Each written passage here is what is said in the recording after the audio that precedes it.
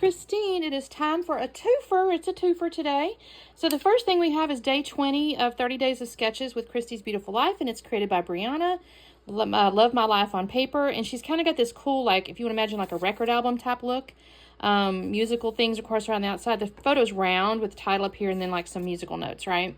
And then the other thing I'm doing is Iron Crafter, and this month, that's with the Paper Snob, and she has a recipe, I almost said recipe, and she wants us to use wood veneer, ink and stencils, and then decorative scissors, or if we didn't have those, a border punch, but I do have decorative scissors, so I'm going to use those. And what I pulled out, I went up into my stash, okay, because it's this whole musical thing, and I have a little system over there where I got musical papers in like a little sleeve with a label and stuff, so I found this one in there, and I was like, oh my gosh, that's totally perfect, because look, it's round. So we're going to go with that. And then I pulled this out from my stash because I think the colors go pretty well. It's from My Mind's Eye. It's actually from 2010, y'all. This is a 15-year-old sheet of paper. So I did already cut the photo into a 4-inch circle. This is my mama and my bonus dad, and we were at a wax museum, and that's Dolly Parton and Johnny Cash there. And so I need to trim the border strip off, but it's going to have this. I do want to cut from the center of this a little bit bigger circle. So I thought to myself, I'll do that real quickly. Hopefully I get this right and I don't screw nothing up. I like this tool, but I will tell you, you got to be a little bit, and I know I'm cutting directly on my table too, by the way. This is my craft table, so I'm not going to worry about it. Sometimes I don't press hard enough and I end up with a not fully cut circle. That time I did a good job. What do you know? So I'll set that aside, and now I've got my little photo mat here. And that looks cute. I like that. So that's going to go in the middle. Make that sure that's straight up and down when I do that. So now we'll have that on there. What I'm kind of thinking, so the next thing I have is what I did with my wood veneer. So my wood veneer came from my Some Assemblage Required Advent Calendar. It was day 2 because I marked it. I also will remember to take the little, there's a little thing on here, a little cover or whatever you call it. Now that being said, that's a little, kind of gets a little bit lost. So what I'm thinking, maybe this is not on the sketch, but in order to use these scissors, I got to figure out something. So I'm kind of imagining, because the title was actually up here. Maybe I will put it up there. And so I'm kind of wondering, these border scissors are going to give me trouble because I'm trying to think where would I need to put a horizontal element because it doesn't go with the sketch, you guys. But maybe I could put something across the middle so it doesn't look so strange. And I'll have to go get a piece of paper or something. Oh, wait, you know, maybe I can take like a border strip.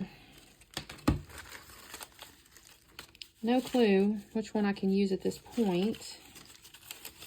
I may have to go through these. I'll go through these and find something. And that might go. And then my thinking was, because I have to use ink and stencils. I don't have my stencils out either, but I do have this little stamp so I can ink. But let me go find a stencil. So let me go track that down and we'll see what I can do. Okay, I'll be back in a second. Okay, I am really pleased with how this turned out, and I used stash even. I mean, and stuff that I showed you guys. That one piece of paper is, what, 15 years old. So I am impressed with myself on that. So the first thing I did was go ahead and get my stencils down. Well, technically the first thing I did was cut that center out and mount that photo. But from the rest of the process standpoint, the first thing I did was the stencils here. And then I have this little tiny acrylic stamp. Is it acrylic, I guess? Rubber, not rubber, but the, you know, the clear stuff. There's a little music notes inside of it. I actually went looking because it's a little kit of like iPod type stuff and little, you know, music players and stuff. And I thought I might have some picture with that, but I had nothing. So I'm kind of sad. I need to figure out some way to use those stamps. They're really cute. But I decided I was going to use the little music notes, and I didn't even pull a block out, you guys. I stuck it on the end of my finger.